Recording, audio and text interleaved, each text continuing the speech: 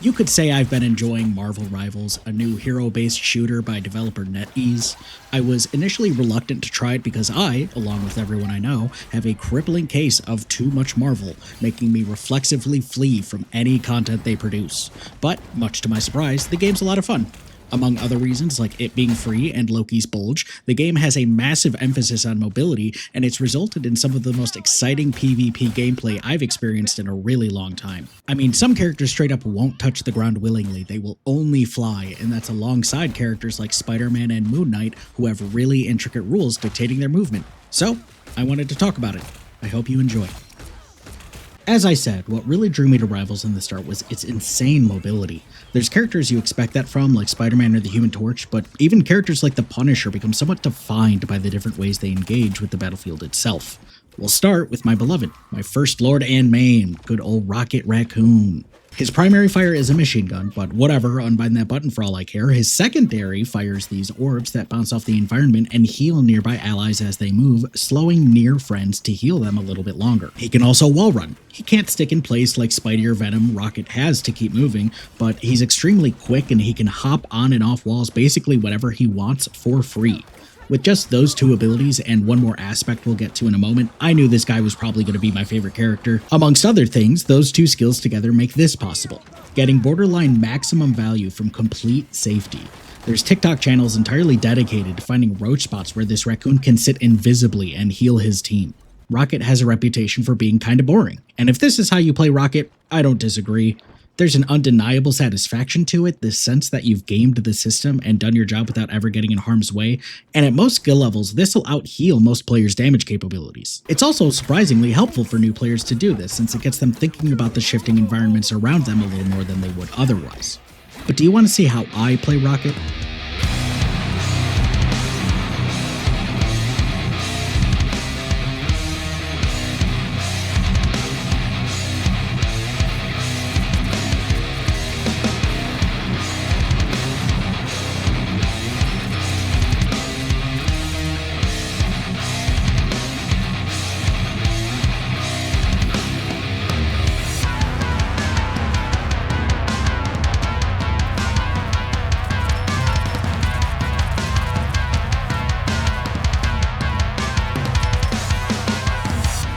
Something you might have noticed but I haven't brought direct attention to until now is that Rivals has destructible environments, and that third aspect of Rocket is that he's real small. The environments get torn apart, will start opening up in walls, structures collapse and muck up the battlefield, and Rocket gets a playground. His greatest strength is his survivability. A good Rocket is extremely hard to pin down, sometimes hard to even notice, and he's constantly healing himself and as many of his teammates as he can. The ricochet aspect of his healing orbs gives him a lot of depth and potential mastery, since you can get the orbs just about anywhere if you're careful enough, and you can do that while wasting Captain America's time. This is the objective on an Asgardian-themed map, these two rams pulling a small chariot, and the gap between the ram's asses and the actual chariot is the perfect size for Rocket to jump through, and no one else can do a flarkin' thing about it. It's normal in overtime situations to have the tank babysit the cart to guarantee the enemy team doesn't sneak around and take it from behind. Didn't love how that was worded, but as Rocket, I tell everyone else to push forward. I'll hold the cart down as 2 to 3 guys try to get me off, and I don't have to kill them. I just have to survive. Wait, Rocket was the perfect character for learning this game. Because the mechanical and strategic ask of his healing is so low, it frees up a lot of brain power for everything else. I went from where should I stand to where could I stand, and then wound up in absurd spots like this, healing my team from unassailable positions. Then I looped back to where should I stand, now armed with detailed knowledge of the game's geometry and idiosyncrasies. Then I took what I'd learned and applied it to someone more violent. The Hulk is a Vanguard, this game's name for tank, someone meant to soak up damage and pressure the enemy team through situational but substantial threat. He starts as Bruce Banner and at spawn can transform into Hulk using his ultimate. If he loses all of his health rather than die, he transforms back into Banner, who sucks and dies. As Hulk, you can punch, clap some damage at distant enemies, emit radiation to protect your allies, scream people into submission, go Mega Hulk, and jump. And jumping is by far the coolest part of the character because, well, watch this end result. You can begin charging a jump by holding or tapping the jump button and send it by releasing or tapping again. You'll notice this bar on the right constantly appearing, filling, and vanishing. That's my jump. I don't have a plan when I start charging one, but I always find somewhere to be. I use it to get above the fray and land a stun, to get to my squishies and protect them, but mostly to get in and out of the enemy backline where I can output some pretty reliable damage. But you can also charge a leap in anticipation of de-hulkifying, jump, and begin your transition mid-air, landing safely by your team as Puny Banner, or jump at your enemies as regular Hulk and land as Mega Hulk. On top of the mobility and versatility of the jump, if Hulk collides with another character mid-air, he catches them and drags them to the ground, beating their ass the whole way down. This is obviously an effective counter to flying characters, but if you jump around enough, you'll eventually catch a Spider-Man or Black Panther fully by accident, and there's no better feeling. I guess there's a little bit of guilt being the Hulk and beating a teenager to death with your bare hands, but baby, I've got to escort Noel's Essence underground or something, and I ain't slowing down for you. Anyway. You can also take Wolverine with you when you jump, or throw him and follow. The mobility options in this game are so plentiful that some of them are just throwing your friends at your enemies. The fastball special is a classic, and it's so much fun. Mobility creep refers to the way live service games tend to give more mobility options to later editions, like League's recent character Ambessa passively dashing after any ability cast. Marvel Rivals feels to me like the end boss of mobility creep, like the inevitable conclusion of mechanical complexity and exciting movement. At time of writing, Rivals has 40 characters. Of that, I'd consider less than 8 immobile, that is, characters without significant self-guided movement options. But even within that group, Bucky does have a dash, it's just on a long cooldown and it doesn't cover much distance. Magneto technically has flight, but only while charging his ult, which is usually too valuable to waste on positioning, though it can save your life if a Spidey pulls you into the void. And Groot. While Groot is a character I consider as having no mobility options, look at this shit. I don't know if Rivals is the most mobility-oriented game I've ever played, but it definitely might be, and certainly I've never played a game with such varied movement. Venom and Spidey both have tethers, they both stick to walls, but they have different rules regarding both of those things, and Venom also gets this diving slam. A number of characters have slow fall, but only Namor gets to flap the little wings on his ankles and gain acute control over his lateral movement. Ultimately, this leaves the game feeling fundamentally different depending on the character you're playing. I've heard people say they don't play Marvel Rivals, they play Spider-Man or they play Black Panther. Adam Warlock and Rocket do similar things, but they do it in entirely different ways, and they need to look at the world differently. Hulk is a great vertical slice of Marvel Rivals gameplay. He's got great mobility, he's constantly in the thick of the fight, and he has a couple cute little tricks like using the invincibility frames from going Mega Hulk to block an enemy attack. He's one of the more difficult tanks since so much of his survivability is actually wrapped up in his movement. It's not just that you can move like this, you are supposed to, making sure to put yourself in the right spot at any given time and avoiding damage by sheer speed. But he's not a particularly cerebral character, and he's usually best off thinking just a few seconds ahead. He needs to consider which enemies might have their ults, who he needs to protect, and who he needs to punch. But there are vanguards far more thoughtful than he. The battle starts in 5. Quick question. Does this count as mobility? 2, 1. A shortcut by the eye of Agamotto. It's hard to explain how excited this had me when I first saw it. On a 3-minute cooldown, Doctor Strange can open a portal. Both points are double-sided and pretty large. They last 15 seconds. What players do with it is up to them, and people have gotten endlessly creative with it. You can shoot and activate abilities through it, and it can send people right off the map. Strange can trap enemies in infinite hallways or intercept enemy portals. His opponents can interrupt its casting by stunning or killing Doctor Strange, and it's very common for ranked games to end with a sudden portal or two opening as both teams desperately scramble to get to the objective. I love it because the rules for it are so simple, but with a clever enough player, the uses are endless. There are some abilities and characters in Rivals I struggled with because I didn't expect them to be allowed to be as strong as they are, and the portal is something that helped me understand that this game wants to be insane. There's no way the devs conceptualized all the ways this thing could be used and accounted for all edge cases. You just can't while taking a swing this big. A small example of what I'm talking about is on Adam Warlock. His left click is a single instant shot, while holding right click builds up 5 shots that are fired in a quick burst. And high-level Adam gameplay looks like this, constantly switching between the two, forcing the different animations to stomp on each other as Adam just shoots and shoots. There's no reason he couldn't do this, but I didn't think to do it until I saw a more experienced player mowing people down. In the right circumstances, almost every character feels outright broken. Think of it this way. In Overwatch, Soldier 76 uses his ultimate to get 6 seconds of auto-aim and faster reloads. It's pretty good, and people typically hit the deck when you pop it. In Marvel Rivals, Star-Lord uses his ultimate to get 8 seconds of auto-aim, faster reloads, movement speed, and fucking flight. And while doing it, he can use his secondary, which is an invulnerable dodge that instantly reloads his weapons. Peter Quill is suddenly the Grim Reaper, soaring through the sky and shooting you in the head, and you just know this asshole's humming some dumb shit like Thunderstruck to himself while he does it. But consistently, the strongest thing in the game are support's ultimates. When Luna Snow puts on a show, everyone watches, and the game becomes entirely about it. Who's in it and who isn't, pushing or ceding ground, sometimes a DPS trying to counter the support ult with their own, and honestly, I'm a little tired of it. Luna, Cloak and Dagger, Mantis, Invisible Woman, and Rocket all put down a big zone that protects their team. They all do a bit more than that. Mantis's gives movement speed, Invisible Woman's makes allies inside it invisible to enemies outside it, Rocket's gives a small damage boost. By far the most interesting strategist ult is Loki's, which allows him to temporarily become another character and cast their ultimate. And yet, copying another support is the right call easily 80% of the time. I don't know that I have a solution for what I do consider a slight problem. Sometimes it feels like all gameplay needs to stall for 30 seconds so both teams can trade support ultimates back and forth, with the last one remaining deciding the fight. There are ways to deal with it, like Iron Man's ultimate, Scarlet Witch's, sometimes a really good Punisher can break through the healing. My favorite is when a support ults and accidentally runs directly into a Penny's spider nest, setting off mines and taking themselves out. But characters without insane burst damage mostly need to wait these moments out, just take a knee and re-enter the fight when there's something they can do. Rivals is a superhero game, and it feels like NetEase has committed to that unless some really insane things slide. And while support ultimates and Strange's Portal are some of the loudest examples of that, those are big, bombastic moments. For some characters, every moment is a mechanically demanding, chaotic dance, like the poster child of this game, the ever-beloved Spider-Man. Rivals has a lot of tech.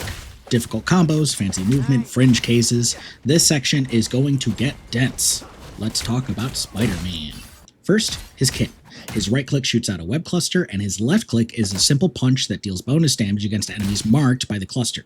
His F is an uppercut that hits in this little circle, knocking up enemies and detonating web clusters. His E is normally a low damage pull, but he can instead dash to enemies marked by a cluster and do a bit of bonus damage to them. And last, what makes Spider-Man Spider-Man, Shift tethers him to nearby geometry, allowing him to swing around. Got it? Good. By default, Spider-Man has this setting, Easy Swing, toggled on. It handles the player's web swings for them, automatically selecting geometry near the player's aim and doing the thinking for them. You should immediately turn it off, for one, because it's more fun to manage these swings yourself, and two, because when it's off, you can do this. And that already adds a lot of options, catching people on foot just out of range, slamming into ground behind cover to hide from enemy fire, collect health pickups, doing uppercut drive-bys at 50 miles an hour.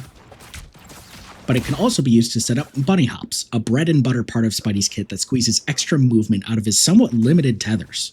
For those who care, and I do, this isn't universal. The Punisher can move very fast, but he has a lot of friction and he cannot bunny hop, meaning the developers want Spider-Man to be able to do this. This is a choice they're making, an intentional part of Spidey's suite of abilities. As is this.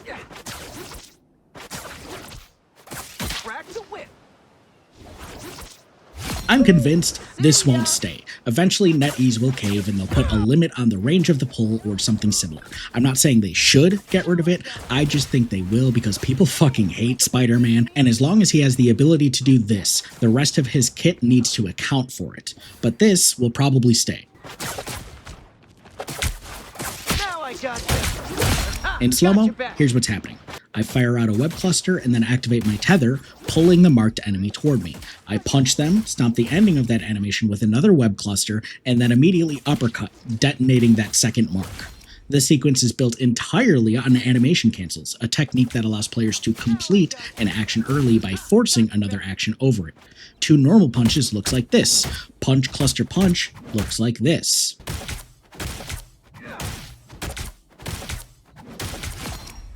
Rivals is filled to the brim with stuff like this. Venom's main attack is a clump of tentacles emerging from his back to strike enemies ahead of him.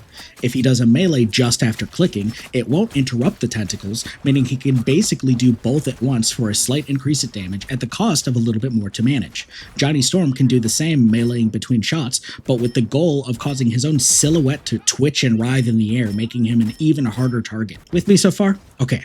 Let's go a little bit deeper. A part of Spidey's kit that goes entirely unmentioned in-game is this aerial down slam. Here's how this attack works. It's just a normal left click, same as a punch, but a charge of it can be primed if Spidey does a double jump or a web swing. The down slam is really important and enables combos like this one. Pull and double jump at the same time, readying a down slam. Cluster an uppercut, cluster again, then finish with that primed down slam. A normal attack won't do enough damage to finish off a character that started this at full health. It has to be the down slam, or you'll need to chase them down and try to finish them off. Fights in this game are often decided by a single death, and remember that this particular combo starts with an aerial pull. I can yank Cloak out of her own healing miasma and beat her to death mid-air. I get why people hate Spider-Man, but come on, you have to see why people love him. The dopamine boost from pulling this off is unmatched, and the rules dictating his down slam mean if you swing and double jump, you can do 2 in a row, which adds a lot of reliable damage in the midst of bigger fights. It's tech like this that separates the good Spider-Man from the best. Okay, you've gotten suspicious by now. Why don't I have a clip of that in actual gameplay? Well, Spider-Man's hard, okay? I do my best. Fuck you! And something worth stating outright. For a number of people, this is fully the draw of the game, to be able to demonstrate mastery over mechanical minutiae and distinguish themselves as phenomenal players of specific characters. Some people just want to be the best Spidey, the best Black Panther, even the best Black Widow or Mantis. Now, Spidey is one of the most complicated characters in the game, but it's not like he's alone in this weird tech. Here's another great one. My beloved Rocket throws down this beacon that will revive a teammate when they die within 40 meters. But until someone is revived, it spits out free bonus health and these little blue tokens that allow anyone to do a jetpack boost by hitting jump while midair. So, naturally, Wolverine players started grabbing enemies and leaping into another dimension. Scarlet Witch started jetpacking upwards into Doctor Strange portals to kill everyone. There's more of these techs than I care to list, let alone learn, but it means there's something for everyone. Characters range wildly in what they ask mechanically or strategically of their players. NetEase has done a great job of giving characters clear design spaces and roles and spread out the complexity accordingly. At least once, they missed their mark and made a character more complicated than they meant to, and we will talk about Jeff the Landshark, but for now let's put a pin in him and move on to public enemy number 1, the Black Panther. T'Challa has some really distinct movement rules. First, his kit. Left click, kitty claws. Right click, hurl a spear that detonates on impact, damaging and marking nearby enemies. Shift dashes, dealing damage, and its cooldown is instantly reset when used on marked enemies. His E is also technically a dash. It's this brief kick that marks enemies. It's extremely maneuverable, and it halts all vertical movement, which opens up a lot of opportunities given how his passive mobility works. Black Panther can run vertically on walls, and only after doing so and leaving the wall, he can activate a double jump. He can't double jump unless he hops off a wall, it has a short cooldown, and he can't run up another wall after jumping. He is done. But altogether, a good Black Panther can pick their approach and moment carefully. They want to run up geometry near the enemy, then use the double jump to prep a spear throw from above and dive after it. A good Black Panther pounces. Rivals does a good job with camera movement, and Panther is illustrative of this. His ultimate is this enormous summoned panther that mauls enemies ahead of him, and very obviously pulls the camera back to give him a wider view of the battlefield and help T'Challa aim. What's less obvious is the camera movement during his E, his shift, even his double jump. In each of these instances, the camera pulls back just a little bit, making the movement feel faster. On his E, you can feel the camera sort of weight back as he leaves it behind and then dash to catch up to him. Black Panther also subtly stretches a little bit during the double jump, exaggerating the movement, making it feel a little more powerful. Rivals has some issues, but character control is extremely polished. These are the kinds of details that players may not consciously notice, but that contribute to the overall experience in a meaningful way. Black Panther has a very satisfying gameplay loop with strong characterization. It makes you feel like a predator, which makes someone your prey. Facing a good Black Panther can be miserable. He hasn't always been strong, but banning Black Panther in competitive matches has always been somewhat common, and that's not surprising. When everything goes right for Panther, what can you really do? Take this little moment. This is quick play, these are not the most competitive healers I've ever faced, but it's not like they're doing anything egregiously wrong, and yet they go from full health to dead almost before they can register they're in danger. Cloak could have swapped forms and gone incorporeal here a bit faster, but that prevents them from getting healed and probably only delays the inevitable by 1 or 2 seconds. And this whole sequence started with me dashing through their Thor, resetting my dash as I did so, and gaining some preemptive bonus health on top of his already substantial 300 base HP. This means I kind of come out of nowhere and can't easily be gotten rid of. The enemy supports didn't do much wrong here, and yet they're both super dead. And take this instance. I play this terribly, really just waste almost all of my abilities, but one reset is all it takes for me to get out of the horrible situation I've created and back to safety. Now, there are plenty these people could have done. I don't think Black Panther is crazy strong, though I would reduce his HP given the chance. Like any good assassin, T'Challa takes a lot of control away from his targets and really limits the number of winning options his opponents have, and that's all exacerbated by rivals catering to tech and a high skill ceiling. This is a concept I've started internally referring to as the lion's fun, because what's fun for the lion isn't for the lamb. As much as I love this powerful gameplay, there is a downside, which is that some matchups leave players feeling utterly powerless, more like henchmen than heroes in their Marvel video game. I do unfortunately get why people hate Spider-Man. What did Adam Warlock do wrong here? I guess pick Adam. What did these healers do wrong? Shouldn't have been standing there. And I am not a very good Black Panther. You should see what a great one can do. There's this sense some players have that if they work hard enough, play out of their goddamn minds, they should win almost by default. Of course, that can't be how it works, given this is a team game, and while some characters and players are absolutely capable of carrying a worse team to victory, I often get the sense that some of these DPS and specifically dive players forget they aren't playing a rhythm game where they win just by pressing the right buttons at the right time. Scarlet Witch is generally stronger than Spider-Man while being substantially simpler, and maybe this is a hot take, but I think that's fine.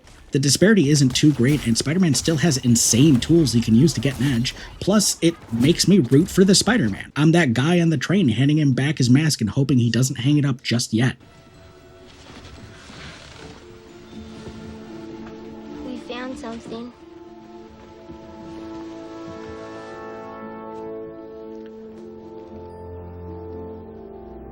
But overall, I worry where this arms race between divers and healers will go. I think the moment-to-moment strength of divers is responsible for the state of support ults, since there needs to be a guaranteed way to stop Black Panther from occasionally killing your whole team, and I guess a support ultimate is what fits that space. I play and enjoy both, and I think there's strengths and weaknesses and proper responses on both sides, but there are times when both strategists and divers feel like they've been put in impossible positions, and again, this is a superhero game where you'd really like to minimize that. But my guess is NetEase won't really do that. It seems like they have a different strategy in mind for crafting the game's meta. NetEase doesn't really care about a balanced game. What makes me say that? Well, here's the thing. When I started this script, Season 2 was just about wrapping up. At the time, the thing was sitting at a respectable 7% pick rate and a 47.8% win rate. A little unfortunate, but there's certainly worse, and it made sense. Season 2 was dominated by characters that could fly, and the thing is a rock that punches people. He could also hug a friend, giving them both slight damage reduction, and after doing this charge, leave an earthquake that disallows others' movement abilities. An alright kit, and all he needed to be that 50% win rate was just a minor adjustment, just a gentle little buff, right? So, NetEase changed the thing's hug so that it could also target enemies, and now he can hurl himself into the enemy team even more aggressively than he could before. A good start. Some mobility to help out the melee character. Wait. Oh, there's more. And now if he punches a character mid-air, they fall out of the sky. So now he can do this, throwing himself at Iron Man or Ultron and pulling them to the ground, maybe even locking them down with his earthquake after. A bit beyond a gentle buff, more than I was expecting, and I was a little worried about what this meant for Thing's power level. And then, NetEase showed off the new team-up. You know what time it is, Ben? You're darn right I do, Matchstick. Come on, Ben! Say the thing! Nope, I'm not saying it. For the record, Thing's up to 52.8% now, and to me, that seems indicative of the strategy here. NetEase probably has reasonable bounds for how strong and weak characters ought to be, but other than that, these adjustments show that their main interest is variety. not necessarily any character's individual fairness. NetEase probably doesn't want any one character too weak or too strong for too long. So if a character's been out of the limelight or struggling, they're probably going to get a big change. But they do seem to care about the design space these characters inhabit, and at least once, they missed their mark. Let's pull that pin out of Jeff the Landshark. We're in full conjecture land for this part of the video, but I think I've cracked a mystery. Why did NetEase gut Jeff the Landshark? Jeff is categorized by the game as a strategist, someone meant to support and direct their team, usually through healing. But when the game was released, Jeff wasn't a healer. Jeff was a fucking menace. Here's how Jeff worked at release. Now, for context, that some of the details are different, but broadly the abilities are the same now. We'll get into distinctions later. His primary fire was a stream that healed allies it passed through, and his secondary fire would violently spit, dealing damage to enemies with a projectile. Both abilities shared the same generous ammo pool and were a bit on the weaker side. Jeff was pretty unlikely to kill you or save your life, but he'd do his best. The Landshark could also dive underground, which gave him passive healing, damage reduction, increased movement speed, and the ability to swim on walls. It was so fucking aggravating. I'm the goddamn Punisher with a shotgun, and I cannot for the life of me kill this evil little shark the moment they press shift. They just pop in and out, and weave around, and it was so difficult to finish them off. Jeff could also throw up little bubbles, which, when touched by an ally, gave them a huge chunk of health and movement speed buff, while pushing away nearby enemies. He could collect these himself, with good Jeff players running this endless loop of swimming around underground and puking bubbles anytime anything remotely dangerous happened to them, making them even tougher. Lastly, his ultimate is this enormous whirlpool where he swallows everyone, friend or foe, and holds them for up to 8 seconds, and then spits them out. While swallowed, enemies take damage and allies get healing, and Jeff is underground, getting that passive damage reduction, speed, and healing. So he'd swallow everyone but you, and you'd fruitlessly chase this little dude alone, desperately hoping to save your team and be the hero in the superhero game, and instead, this invincible little shit would take your team to the edge of the map and either spit them into the void or just jump, a sudden violent kamikaze as Jeff kills himself while your entire team is trapped in his belly, watching you fail to save them. And he could spit out his own allies separately, saving them from himself. You have perhaps sensed some subtle hatred I have for Jeff, and I'm not alone. He is and was a polarizing character. There's a space Jeff is meant to occupy within the roster. He's a little god.